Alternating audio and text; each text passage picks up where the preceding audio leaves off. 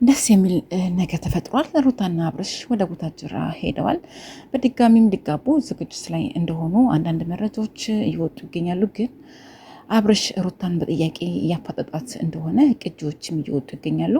ከራሳቸው ከካሜራማኑ የሰማነው መረጃ አለ። እሱም ወደ እናንተ የማቀርብ ሆነ አዳምጣችሁ እንድትመለሱ ከልብ ጠይቃለሁ። ትክክለኛ መረጃ ደርሶኛል። ሰምተነው እንመለስ። አብርሃም አሁን ራሱን አውቋል። ጥያቄ እየጠየቃት እያስጨነቃት ነው ያለው ሩታን።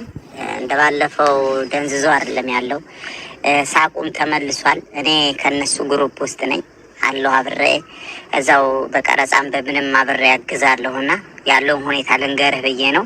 ስሜን ባልገልጽልህ ደስ ይለኛል። ያው እንግዲህ የመረጃውን ዋጋ አንተ እንደምትለው ትላለህ። ዞሮ ዞሮ ግን አብርሽ ደህና ነው፣ አሁን ተሽሎት መዝናኛ ቦታም እየሄዱ ነው። ከቤት እንውጣ እያለ ነው። ራሱ መኪናውን ራሱ ትላንት አሽከርክሯል። ራሱ አሽከርክሮ ነው የሄደው እና አብርሽ ተሽሎታል። አሁን ሩታ በጣም ጭንቀት ላይ ናት። ጥያቄ እየጠየቃት ነው።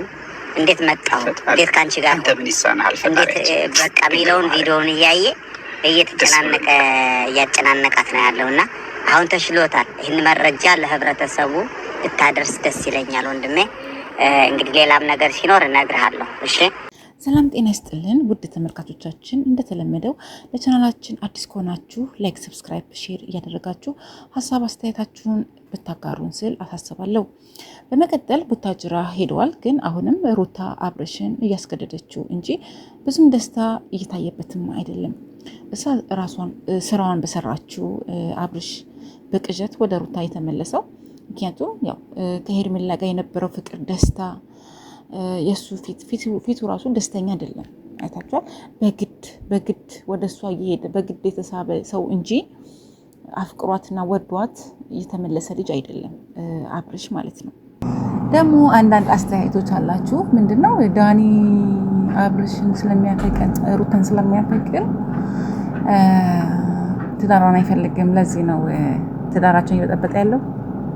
ሩታና አብርሽ አንድ ላይ መሆን አይፈልጉም ማለት ነው። ምን ማለት ነው ይሄ?